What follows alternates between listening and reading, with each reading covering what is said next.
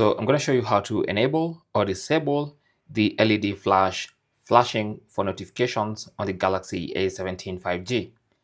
If you find this video useful, don't forget to like and subscribe. So go to settings, and then under settings, scroll down to accessibility, tap on that, and then go and tap on advanced settings. And then it should say flash notification. Tap on that, and then you can choose to enable the camera flash notification for all notifications. Now you can also choose to enable the screen flash, so that means the entire screen will flash. But this video is only about the notification, the camera flash, this one right here.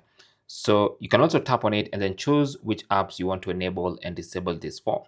So for instance, you can disable for everything except you can turn it off for everything. So I'm just going to turn it off, and then you can go ahead and enable individual apps like the call. So anytime you have an incoming call or a message from the messages app, that's the only time. Or you can have it enabled for all applications by turning that on. Thanks for watching and good luck.